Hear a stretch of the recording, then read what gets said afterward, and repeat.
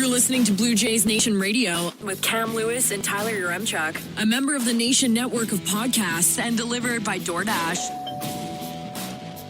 Episode 111 of Blue Jays Nation Radio. Tyler Yaremchuk and Cam Lewis here. Coombsy, who's fresh off a big move. What a big day. You were the big man today, the way you were moving all those boxes. As opposed to watching that absolute mess. And I knew it was going to be a mess. You could just tell. That's the way these things always seem to end. A 5-game series with the Tampa Bay Rays is inevitably going to end with a mess. So instead of watching that today, I packed up and moved to a new place. It was very draining. You had the more fun day, though, because, sitting down and watching that was not a lot of fun. The final score goes down as 11-0. It's six runs in the ninth. I'll take you back to earlier in that game since you weren't watching it. It was a home run by Yandy Diaz with 2 on and 2 out that ended up getting the scoring going in the second inning for the Rays. And right before that, the way that inning sort of played out, Gausman, he had a strikeout. Like, it was there. They also challenged to play that inning. That didn't go their way, but it was close. But Gausman had a strikeout. It was a strike that was called the ball. The guy walks. Next batter has a chintzy little bloop base hit, and then Yandy Diaz goes yard. So it was a bit of a series of unfortunate events. Ultimately, it doesn't matter because they lost 11-0. But there was a big vibe killed in the second inning, a big vibe killer to end the series for the Toronto Blue Jays. And that's something we've talked about a bit on the pod, and it's actually turning into a bit of a trend for the Jays, hey? Yeah, it is. It's we've mentioned this a whole bunch of times. We're like, oh yeah, they always seem to have or not always, but oftentimes they always seem to have a good series. They win the first 2, and obviously this was a 5-game series, a bit different. But it always seems that the getaway day is a bad one for the Jays. So I'm going back and I'm looking, and it's mid-August. They started to heat up with that road trip through New York and Boston, and since then we've now seen 4 of these kind of end of series vibe killers. They had won the first 3 in New York, and then in the last day they were there, they lose 4-2 against the Cubs. They win the first 2 kind of weird wins, and they lose 7-5. And then against Texas, the Sunday we all remember, Martin Perez pitched quite well, got a little bit of help. They lose 4-1. And then there's this mess against Tampa Bay. I mean, we shouldn't complain because at the beginning of the series, when we're doing the pre-series podcast, we say 3 out of 5 from Tampa Bay. That's the goal, and that's exactly what the Jays did. But it's a pattern. Whenever there's a getaway day, they're flying the next day, they're going somewhere else. I mean, they're not even flying, they're staying in Toronto. So I don't know, it's weird. There's something about it where they have a chance to really pound a team, maybe pull off a sweep, or like in this situation, take 4 or 5 from Tampa, and they just don't. It's not the end of the world, but it's an interesting thing to point out. I wonder if it is any sort of like a vibe killer for the team, or if it's just us reacting that way because we do the podcast at the end of every series, and we'd love to hop on here and be like, oh yeah, what a win. Like, they ended on a high note. Bang, it's great. And instead we always have to do these podcasts with like they played great for the first, 3 of the first 4 games, and then they laid an egg in the finale, just like against Texas. We've also done this in the reverse way too, right? Like, when there's been series where they've been, they dropped the first 2. I think it was against Baltimore when Ross Stripling had that almost perfect game. Yeah. They had just lost the first 2, and then we were so excited coming out of that one. We were like, oh yeah, we just took 1 of 3 from the Orioles. It's so weird how that last game can really impact your perception of a series. And that's certainly true here. Like, taking 3-2 from Tampa, again, on the podcast coming into this series, we were like, if they take 3-2, thumbs up, that is a success. But yet here we are kind of going, oh man, if only, right? Yeah, like, it could have been 4 or 5 and we would have been over the moon with it. Yeah, we would have been feeling really good, but at the end of the day, they did exactly what we wanted them to. So we should make this a good vibes only pod, not good vibes only, a good vibes podcast, largely good vibes. A largely good vibes pod. So let's get into our 3 Up 3 Down delivered by our friends at DoorDash, where the promo code BJNPodDD gets first time users 25% off and no delivery fees. Shout out to our friends at DoorDash. Let's start with Game 1 and the man who threw out the first pitch of Game 1, and that would be Jose Barrios, who ends up going 6 1/3. This guy pitched into the 7th inning of a big ball game for the Toronto Blue Jays. He struck out 4, only allowed 1 earned run, only allowed 6 hits as well, which I will go ahead and give him a little glove tap for as well, because we've seen a few starts from Barrios where he goes deep, but it's him, for lack of a better phrase, dodging bullets. Think about that start against Chicago where, he gave up 4 earned runs. It was 10 hits. Even the last one against Baltimore was like, hey, solid start, 2 earned runs, okay, he gave up 8 hits and like he's scattering guys. He's getting out of jams. This one, he only gave up the 6 hits and the 6 1/3. I thought it was a really nice start from Jose Barrios. Yeah, it was a strong start. It seemed like he was in control. This was the Jose Barrios that pitched for the Blue Jays last season after they acquired him. This was the guy they got in August and September who was coming up big for them.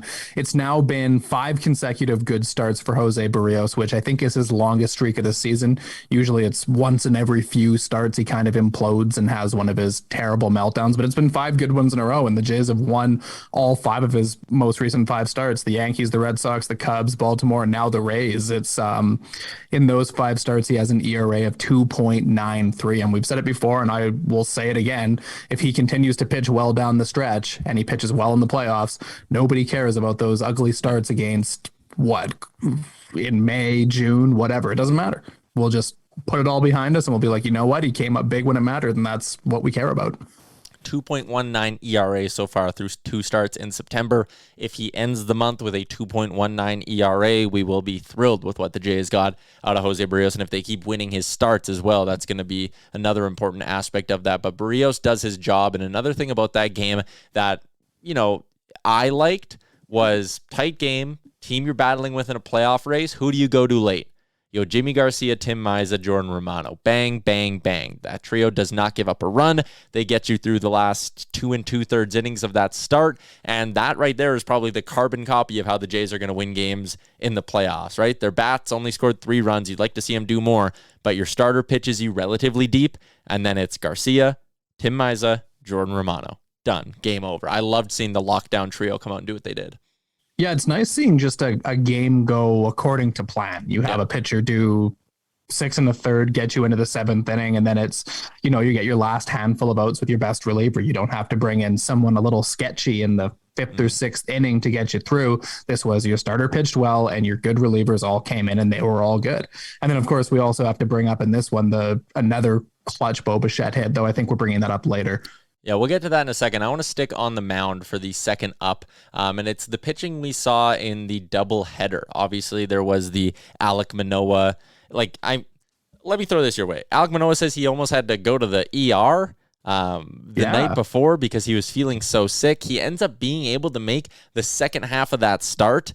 There's a part of me that applauds Manoah because he has that dog in him. And, if you're healthy enough to go, and he clearly was because he pitched well, that's great. There's another side to me that kind of goes, hey, man, this start was important, but we also could have pushed you a day. I know there were some things with the schedule why you wouldn't want to push him a day, but man, I don't know. It just made me a little bit uneasy seeing him go out there. I'm like, man, what if his stuff isn't 100% and he gets rocked and this sends him in some sort of weird spiral? That's probably just me being paranoid and pessimistic.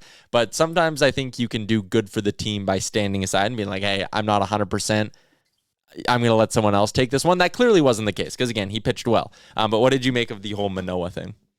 Yeah, that was huge because, there's multiple different things to talk about on this day, but I can pretty vividly remember waking up and seeing that news that Alek Manoah has been moved to the nightcap of the doubleheader and thinking, oh no, this isn't good. We're going to have to do Merriweather, Mitch White, bullpen game, and then another bullpen game immediately after, which is going to be Trevor Richards and Yusei Kikuchi. And I'm thinking, okay, we're going to burn through every single reliever here. And this is against the Rays, who have good starting pitching depth. And this is going to burn the Jays for the rest of the series. And what wound up happening is in the first game, Mitch White actually pitched quite well. He had a few terrible starts and went down to AAA for a little bit. And then he got called up and he goes 6 innings and allows 3 earned runs. That's a quality start. That's the most innings he's thrown in a start for the Blue Jays this season. They wind up losing the game, but they get through only using Merriweather, White, and Phelps, which is great. And then Alek Manoah comes through, clearly doesn't have his best stuff, like you said, but he still does 6 2/3 and only allows 2 earned runs. I wasn't quite as anxious as you were. I didn't think that Manoah is going to come out and, he's feeling sick. I don't think it's one of those situations where if he pitches through it, he's going to really fuck himself up. So I didn't think there was a tremendous amount of risk. I think he really saved the pitching staff for the rest of the series. I kind of worry if, I don't think it would be ideal to do Ross Stripling on short rest or another bullpen day or blah, blah, blah. But those back-to-back starts in the doubleheader were a game changer for the Jays. That's for sure. Yeah, and that's why they're in the up. Again, I was nervous about what would happen. I was nervous that they were looking at the situation and going, we cannot afford to go back-to-back bullpen days because that would have been very ugly. So we need Alec to go. And I was just worried. I probably phrased it bad earlier. I was worried going into the game that they were forcing him into this a little bit, or he was forcing himself into it, and the results wouldn't be there. But I was wrong because the results were there. 6 2/3. It's another ace-like start for the Blue Jays ace, Alek Manoah, who I think should be firmly planted in the Cy Young race in the American League. Like that start there probably cemented him as a top 5 option this year, if not maybe a top 3 option when all is said and done, depending how the last month of the season breaks. But thank God he came through and did that, because you're right. If they would have had to go bullpen day, it would have been bad. Yeah, it would have been not ideal. And then after that, they get Ross Stripling does what Ross Stripling does, another quality start. And then ironically, the one guy who doesn't throw a quality start is Gosman, but he still goes 7 innings. So the depth of starting pitching the Jays got in this series was phenomenal. Everyone goes 6 innings or more. That's to have 5 different guys do that is nuts. It's nuts. And you mentioned Mitch White, and yeah, he was great as well, because without Mitch White, like if he isn't able to go 6 strong in what was a tight ball game as well, if he wasn't able to go 6 strong, then in game 2, you may not have had both of Bass and Simber available. Maybe you would have had to go with some other reliever in there. Like the fact that Mitch White was able to just come in and save their bullpen was massive as well. And I wonder how they're going to use him here a little bit going forward. Are they going to give him another shot to start a game? Are they going to use him in tandem with Merriweather again? Because he went on Tuesday, so you would imagine they're not going to throw him back out there Friday, which is expected to be a bullpen day. So like, when could you even give Mitch White another chance?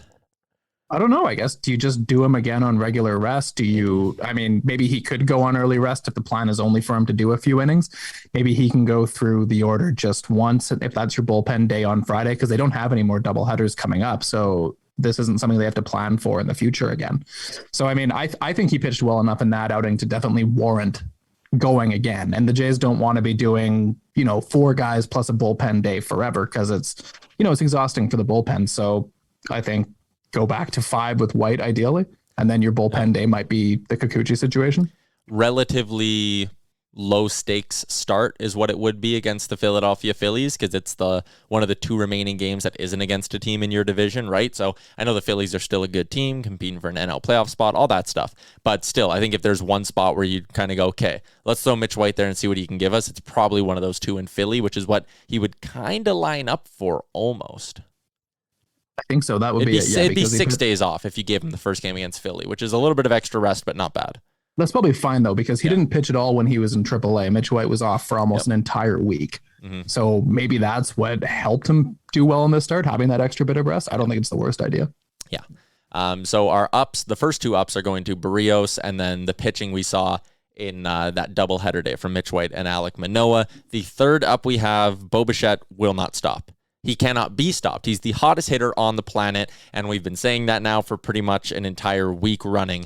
It would not surprise me at all if he wins another American League Player of the Week, although Aaron Judge might have something to say about that with his 2 home run game at Fenway. But Bo in this series goes 9 for 20, racks up 15 total bases, hits a home run in the series opener, and finishes with 4 RBIs. That was great. It's honestly hilarious to look at his stats and just how much things have changed. So I brought this up last episode as well, but I think it's just hilarious to talk about. But so at the beginning of the month, when they went to Pittsburgh, he had that big game in the first the first game of the series. He goes 3 for 5 with the clutch hit. That bumps his OPS up from 725 to 737. That's where he is at the start of September, and where he is now, after going 2 for 4 in the loss in the finale of this series, is his OPS is now all the way up to 809. So his OPS jumps from 725 at the end of August to now 809 now. It's honestly just it's staggering how quickly a guy can turn around their season with a stretch like this, and it's great. It's you have to pretty much hope that it just never it doesn't end for Bo, and he just carries it through September and into the playoffs. It'd be great. This is just definitely a lesson to people who love doing the in-season freakouts about certain players. Dan Shulman had this. In the last 2 seasons, amongst shortstops with at least 200 games played, Bo Bichette is first in hits, tied for first in doubles, second in home runs, first in total bases, first in RBIs, fourth in batting average, second in slugging, and fifth in OPS.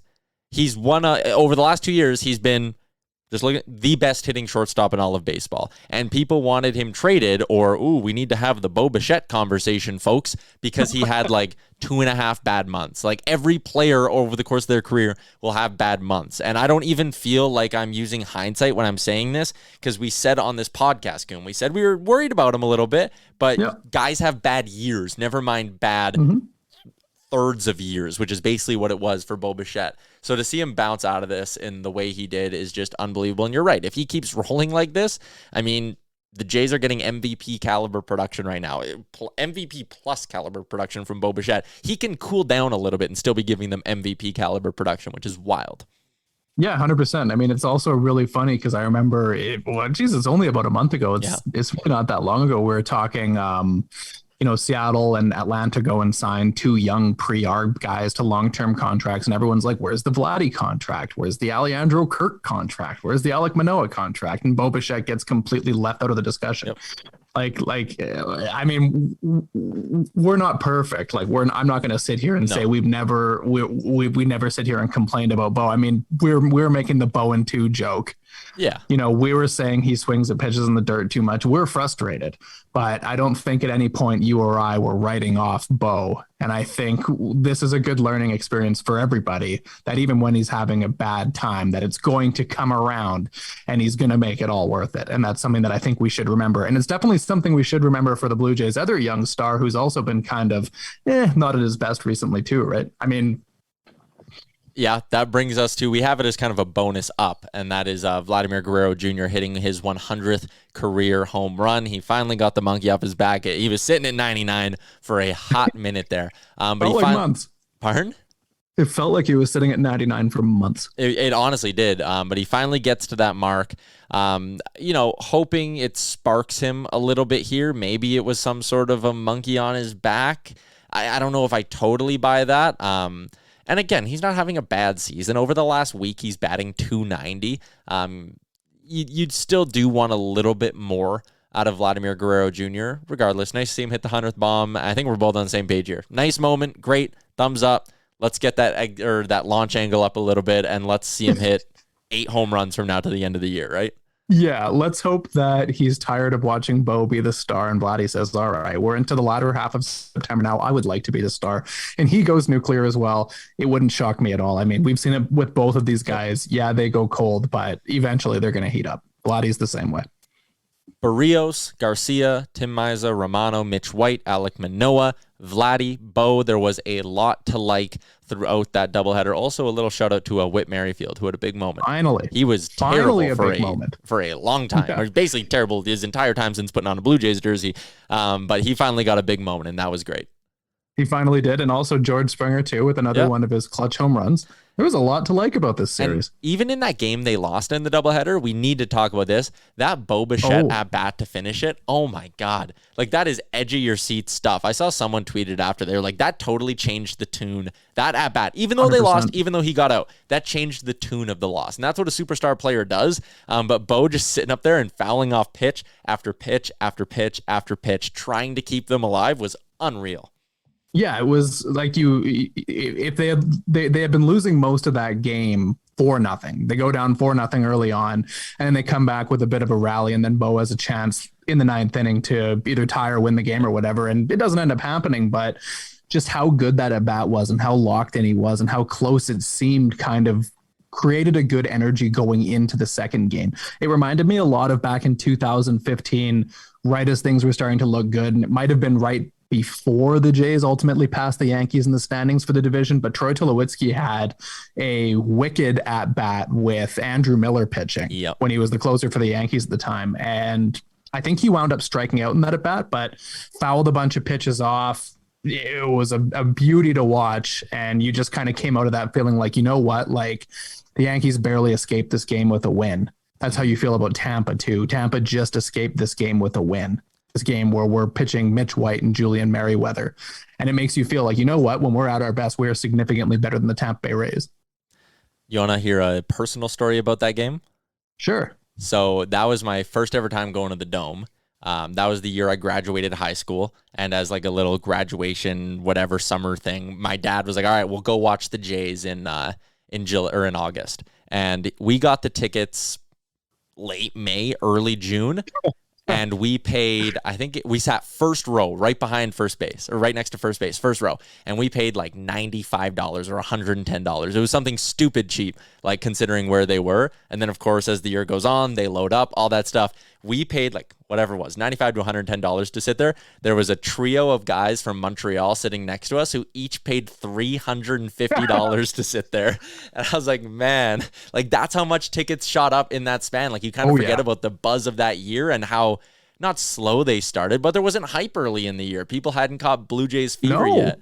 And there wasn't at all, because 2014, I mean, you go back to 2013 as well, you know, that was supposed to be the big year and they pooped their pants. And then 2014, it was the no trade deadline year and everyone was pissed off. After those years back to back, like there wasn't a tremendous amount of hype going into 15 at all. Yeah, it didn't really start until the trade deadline. And even then people were still skeptical. They were just like, this team will get hot and they'll implode. But didn't happen. I just remember sitting there watching Tulowitzki in that bat being like, oh my God, my first ever Jays game in Toronto is going to be like this unbelievable one. And then he gets out. It's like, damn it. So that's an unbelievably good first Jays game. Mine was in 2006 and it was against the Tampa Bay Devil Rays when they were still called that.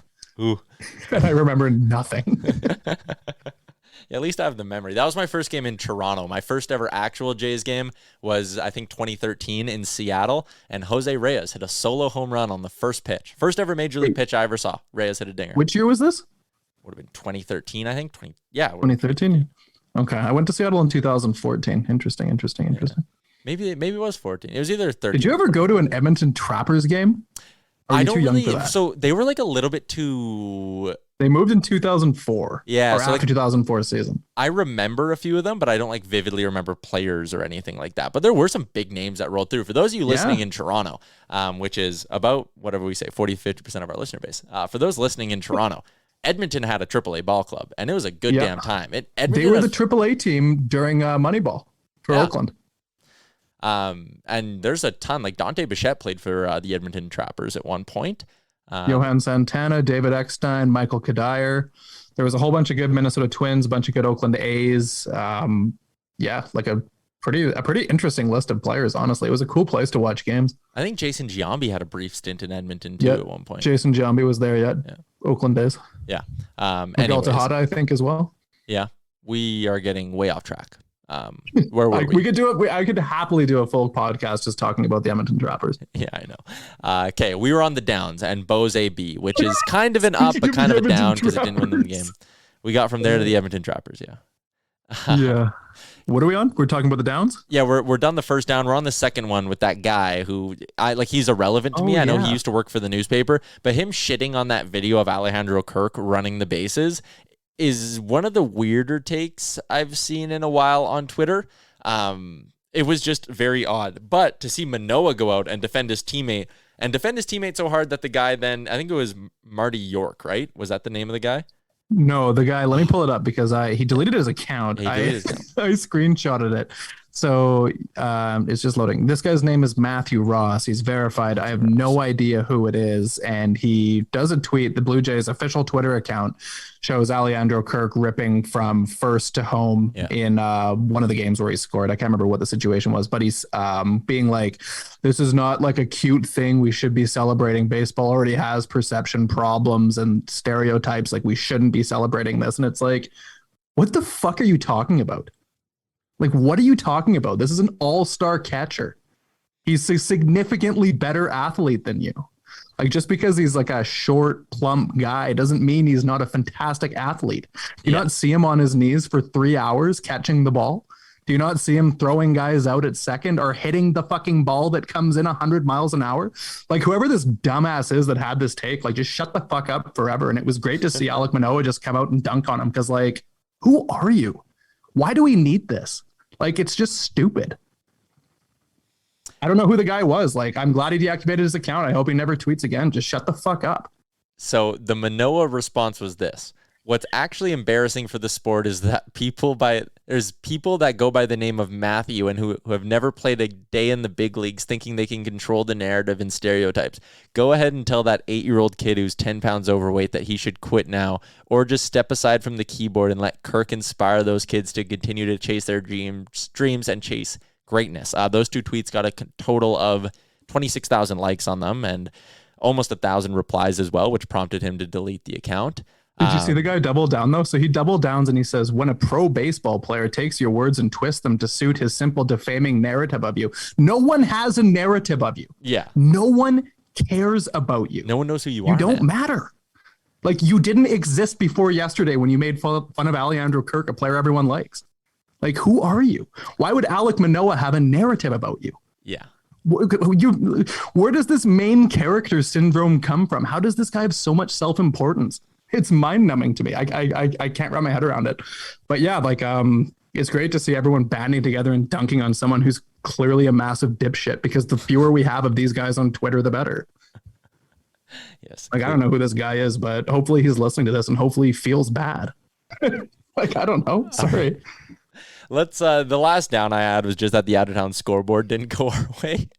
The Yankees win both at Fenway. The Mariners grab a split with the Padres, and the Orioles take both against the Nats. So in the 6 games we would have been watching on the out-of-town scoreboard, the Jays only got 1 positive result in that span. So not exactly ideal, especially for the Mariners, who you're kind of neck and neck with. You would have liked to see the Padres sweep them, because now Seattle's schedule gets easy and they'll probably be able to rack up a ton of wins going forward. So out-of-town scoreboard wasn't great. That's our last down. Not as exciting as the second down, which was that guy on Twitter, but regardless, still a down.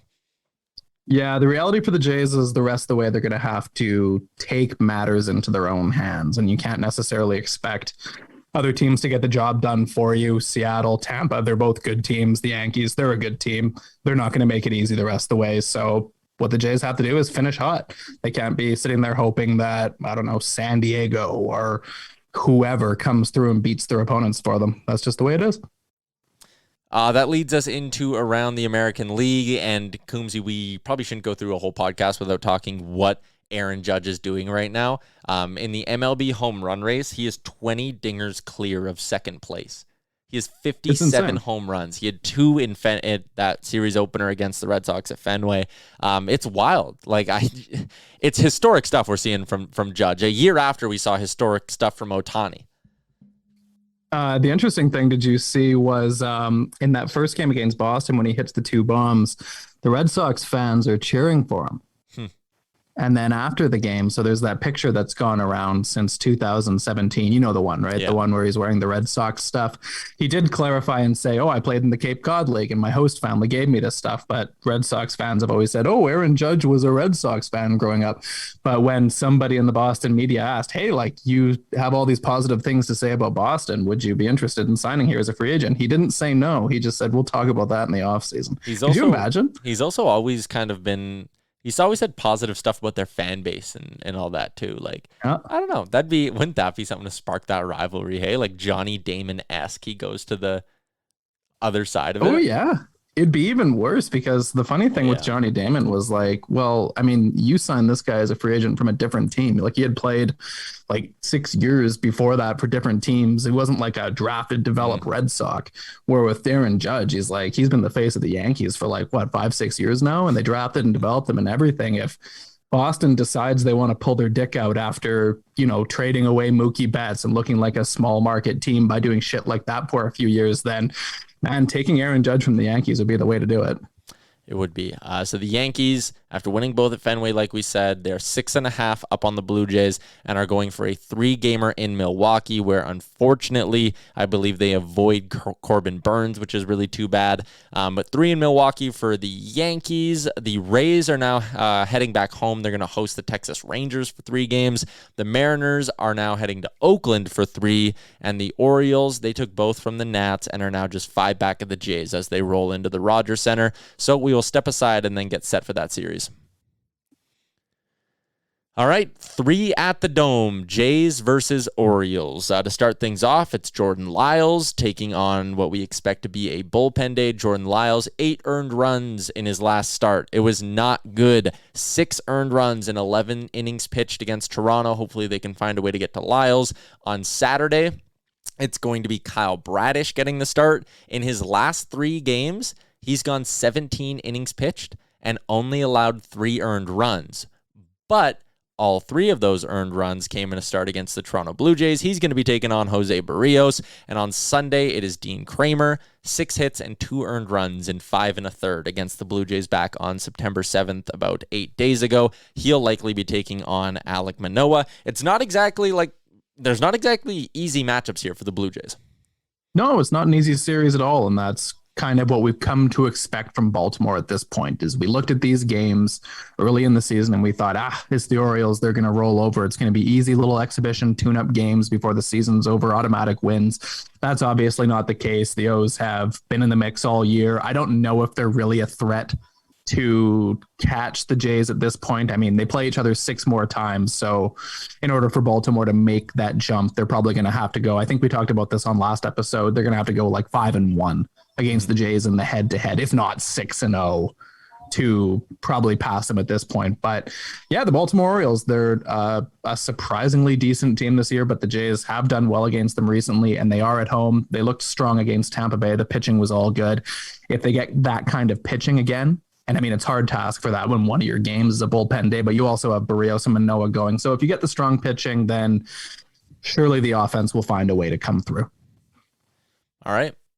Well, let's hope they can do exactly that, because I'm going to be in attendance. I get on a plane it's 5:30 Mountain right now, so I get on a plane in 13 hours, Coombsy, to head to Toronto. Are you excited? Feels like you were just there. Yeah, I was just there about halfway through August a month ago, so I'm heading back, though. This time it's not a nation vacation. It's just me doing it for pleasure. As opposed to before. It was a business trip. Business trip. Trust me. Yeah, the nation vacation was a business trip. It definitely was. But I'm going to be there this weekend, so hopefully the Jays come through, because they did not come through when I went out and saw them play Cleveland, and they lost 2 of 3 and only scored like 3 runs in the 3 games. Yeah, they've definitely pulled themselves together since then. You caught the tail end of them looking really bad, and since then they've found their group a little bit. So, but how many games are you going to? All 3. I'm doing. How about this for a sports trip? So I land in Toronto at about noon Eastern. Doing Jays Friday, Jays Saturday, Jays Sunday. Monday, I'm driving to Buffalo, because you know me, I'm a diehard Bills fan, and I'm catching the Monday night or the home opener for the Buffalo Bills, and I fly home Tuesday. That's insane. That's going to be a blast. Well, if the Jays lose that first game on the Friday, then you should probably accept that you're a curse and not go the rest of the weekend. See, and I was debating not buying my tickets yet for the Sunday game, because I was like, oh man, if they go and they lose the first 2, like I'll probably be just way too upset to go watch a third one. But that's a Manoah start, so I don't want to miss an Alek Manoah start. That's true. And if there was one game I'd want to miss, it's probably the bullpen day, but I'll tough it out. Yeah, you'd think. And then, we've also been saying this whole time, the Sunday game would be the one to skip because they struggle with their bad vibe series finale games. But it's Manoah. That's true. You're right. That's kind of 2 things coming at each other, right? It's like an unmovable object and an unstoppable force. An unmovable vibe versus an unstoppable vibe. Exactly what it is. Exactly. Hey, that means you're going to miss our rec league hockey game on Sunday. I won't be there to help the boys go to 2-0. Wow. We're getting off on some weird. Shut things down and play defensively then. Yeah. All right, we got off on a lot of weird tangents on this episode. So we're going to wrap this up. Shout out to our friends at PointsBet Canada, who will have all the odds, and I will be taking advantage of it when I head out there to watch those games. If you're in Ontario, check out PointsBet Canada. Also, check out our friends at DoorDash. Coombsy, you enjoy this series. We'll chat later. Best wishes. Thanks for tuning in to Blue Jays Nation Radio, a member of the Nation Network of podcasts and delivered by DoorDash. Don't forget to like and subscribe wherever you get your podcasts from to never miss an episode.